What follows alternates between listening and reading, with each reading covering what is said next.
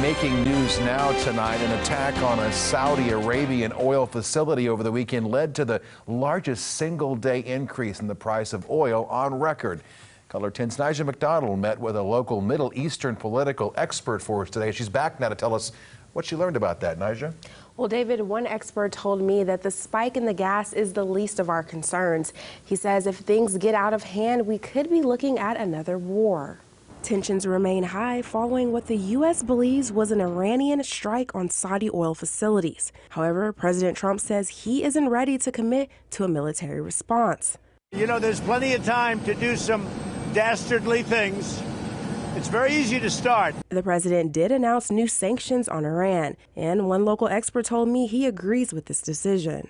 They haven't been talking much about a military strike on Iran or a large-scale attack, and I think that's the right answer because the regime in Iran is hurting badly under U.S. sanctions, and U.S. sanctions mean world sanctions pretty much because we blacklist any company that will deal with Iran under this sanctions regime. Romano says the attack is a way for Iran to threaten the world's oil supply and the world's economies. Instead, if we just tighten sanctions further, like President Trump has talked about doing, that's not playing into the mullahs' hands. And if we up defenses and so forth, because this won't be the only thing they do, then they'll be the ones in trouble.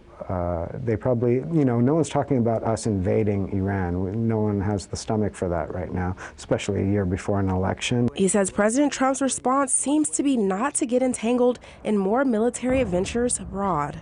We're going to see more tension. This attack hasn't been the only one. We've had attacks on about 6 oil tankers and basically all kinds of shenanigans that we think Iran is behind in order to threaten us and to scare the world into backing off from the very hard sanctions that the Trump administration has imposed on them.